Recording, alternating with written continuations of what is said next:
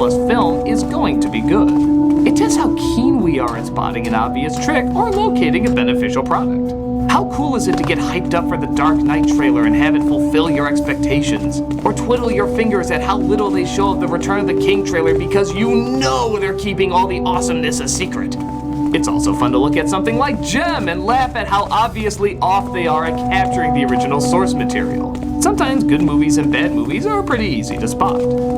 But the fact is, not every good film has a good trailer, and not every bad film has a bad trailer. Some of the worst movies have phenomenal trailers. Remember the suck-ass Mario Brothers movie? The teaser is incredible. No, I'm not talking about that shitty I Got the Power one. That was the first sign something was wrong. I'm talking about the This Ain't No Game trailer that made it look like Batman meets Total Recall. We're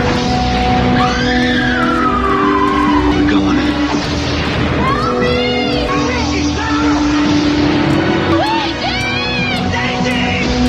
Where's the rock? The plumbers took it. Plumbers. It didn't look like the game, but it looked pretty badass. But as we all know, it didn't turn out to be quite that. How about Cats and Dogs, which I recently reviewed? The trailer looked kind of funny. Maybe this could be a cute idea, but as we all know, it didn't turn out that way. Son of my mom. The same thing could be said for movies that look really bad, but were actually kind of good. Pixar has a long line of trailers that usually look awful. A lot of people thought Toy Story was going to be a huge bomb based on its advertising. But lo and behold, it set the standard for most animated films nowadays. The teaser to Frozen was so bad and so misleading that Americans were actually watching the Japanese trailer because it looked more awesome. And now today, that's much closer to how the film is marketed. The importance of trailers now has never been so strong. You naturally want people to be talking positive about your movie, but sometimes even bad talk, if it's the right bad talk, is a good thing.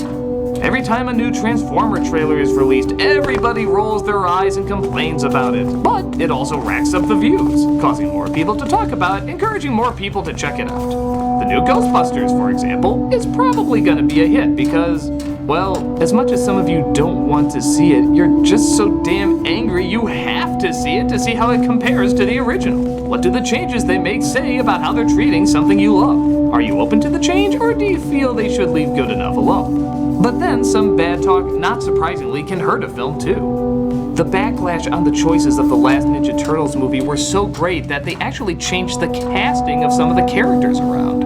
Oh, and didn't you hear? That's Lex Jr. in the new Batman Superman movie. Just like it always was, right?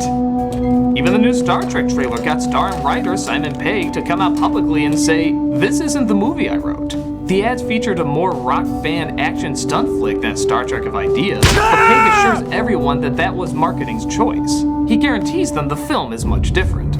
In fact, trailers can be so manipulative that some have even been recut for humorous purposes. Two of the most popular ones are Shining and Scary Mary.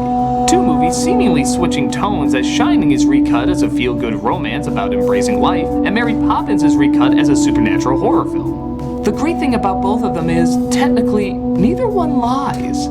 Shining is about a writer who's trying to get away and has trouble connecting with his family. He's a writer looking for inspiration.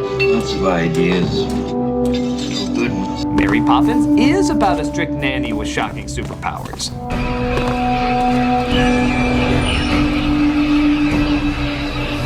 We all laugh at this because we know, through clever manipulation, something we're all familiar with can suddenly be transformed. But that again shows how misleading trailers can be, and how even though they're a lot of fun to analyze and get excited for, they're not always right.